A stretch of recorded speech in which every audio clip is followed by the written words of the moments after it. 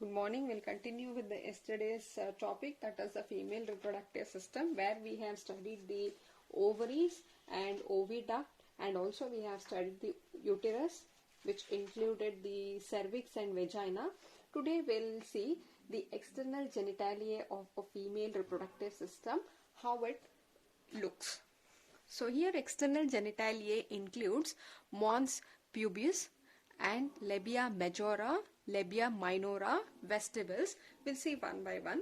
See, the outermost one, you call it as it is just a cushion of fatty which is covered by skin and the pubic hair. So this is one thing we can see, that is called as mons pubic. So this is a mons pubic. Call it as mons pubis. And inside to this you can find two folding. One folding you call it as labia majora. So this is a one, and this diagram is not necessary to practice. So the next folding here you call it as the outer, the large folding you call it as labia majora. So this is a fleshy fold of tissue which extend down from the mons pubis, extending down from the mons pubic, and it is surrounding the vaginal opening. And then inside to this labia majora you can find one more fold, that is called as, you will find one more folding, and this folding is called as labia minora. And inner to this labia minora you can find the vestibules. So here comes our vestibules. This is the vestibule, and the vestibule has two opening. So one, there is two opening. This is one opening, and this one will be our second opening. Here the first opening here you call it as urethral opening. Urethral opening, and the second opening is called vaginal opening. So this is the one where the sperms are introduced. This is the opening through which the sperms enter into the female reproductive system, whereas urethral opening is meant for passing the urine. See, this is one difference. In case of male reproductive system, we have seen a common urinogenital duct. See, this is a male reproductive system. In case of male reproductive system, we have seen urinogenital duct, meaning this is a common passage which is meant for transporting both the urine and the sperm. Both will transport in a same duct. But in case of a female reproductive system, it is different. Urethral opening is meant to pass the urine, and vaginal opening is meant for delivering the sperm into the female reproductive system. So these two are the opening, and apart from this, there is a small tiny finger like structure here. Finger like structure, and this is called as clitoris. The clitoris is a tiny finger-like structure which lies at the upper junction of two labia minora above the urethral opening. Above the urethral opening, between these two, labia majora and minora, you can see inside these two layers you can find a small finger-like structure. This is called clitoris, and this is similar to the penis which is present in case of a male. Clear? This gets erect during a sexual pleasure. And then the vestibules also has two glands. So it is having two glands here. These two glands are called as bulbovestibular gland, or it is also called as Bartholin's glands. So gland meaning we know that it is there for secreting some chemical, and this bulbovestibular gland, which is located inside the vestibules, they produce the mucus. If you remember, in case of male reproductive system, we have discussed of bulbourethral gland which secreted the mucus. Here, in case of female, it is similar to the bulbourethral gland. Here you call this as bulbovestibular gland or Bartholin's, but they also secrete the mucus. They act as a lubricant. And now, the vaginal opening is covered. Here, initially, the vaginal opening is partially covered by a thin membrane, and this membrane you call it as hymen. I'll repeat, the vaginal opening is covered by a thin membrane. Partially it is covered by a thin membrane which is called as hymen. And it was said that this hymen is often torn during first intercourse. See, if the sperm has to enter into the female reproductive system, here the hymen layer has to be broken down. During first intercourse, as soon as a penis is inserted into the vagina, this hymen layer get torn off, and then it allow the sperm to enter in. So that is why this was referred to as a mark of virginity. But this is not true. It was just believed that it is indicating of virginity or sexual experience, but it doesn't happen like that. What happens is, in some cases, the woman who is like very actively participating, especially the sports persons or athletics, sports like horse riding, or it's a cycling, or when she is involved in some physical exercise, hymen can be broken automatically.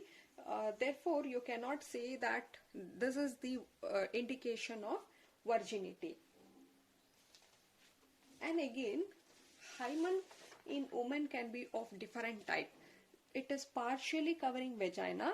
Most commonly, see, vagina is not fully covered. Partially it will be covered. So that time also there is not allowing the flow of menstrual blood. Fully covering vagina. Second case is hymen can cover fully the vagina if it happens. If hymen is covering fully, vagina is fully covered by the hymen, the menstrual blood cannot flow out. That time we need a surgical treatment by the doctor, as it will block the flow. And the third type is the hymen will have a small opening like this. Therefore, the menstrual blood will flow out through this small pore.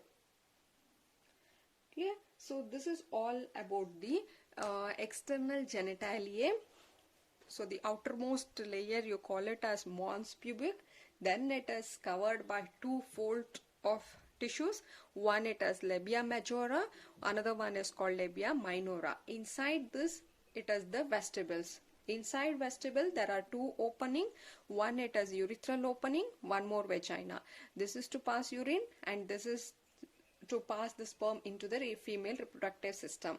And then you can find the bulbovestibular gland which secrete the mucus, and this act as a lubricant. Apart from this, you need to know regarding the finger-like structure which is called as clitoris, and this is similar to penis.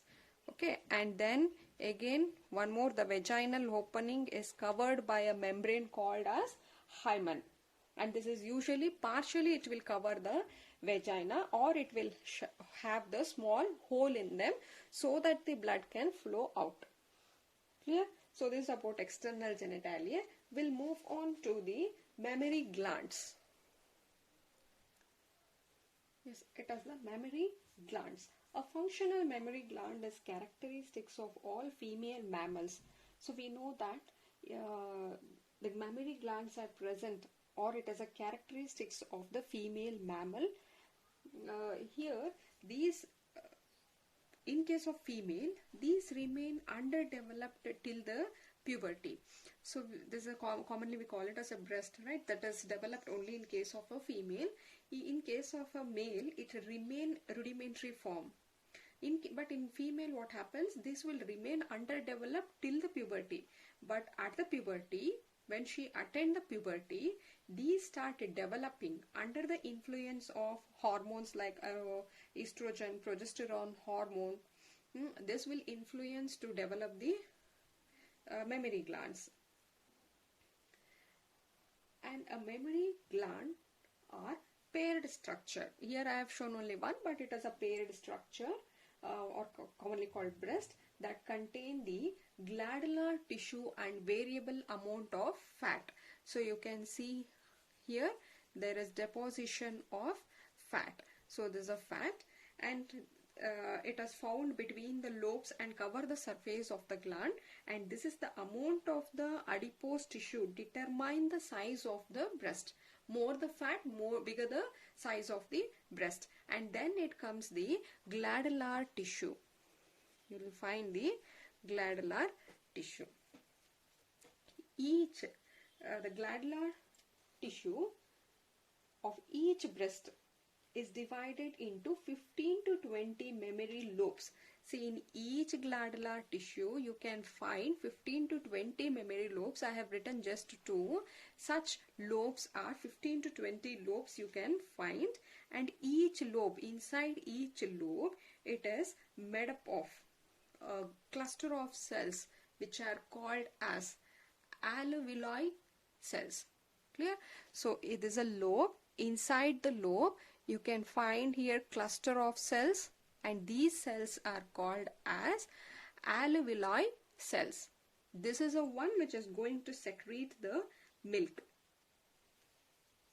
When the milk is produced, it passes from this cell, and each cell will have a duct, and that duct, if this is a one cell, you can see this is having a duct and this is also having a duct. Each one will have its own duct, and that you call it as a mammary tubules.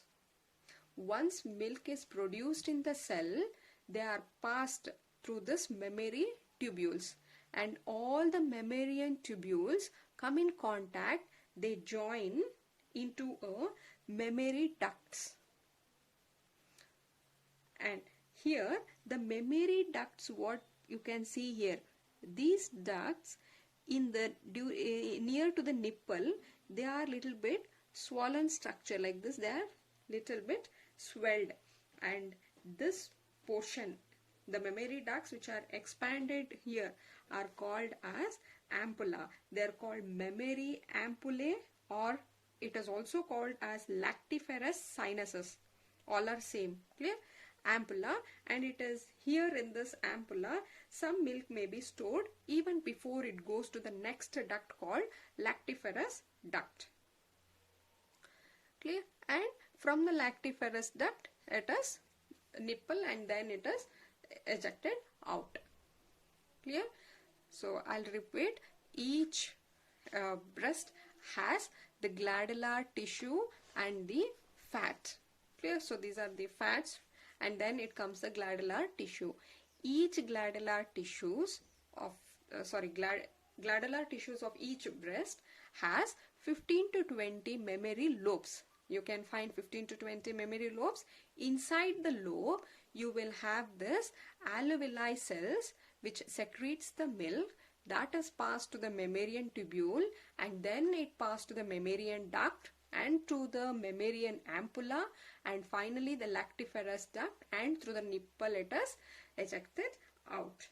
The main function of the mammary glands are to secretion and release of the milk. These functions are called lactation.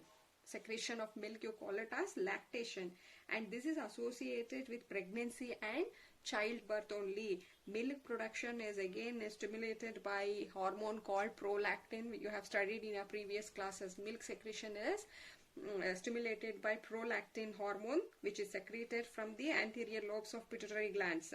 The ejection of milk.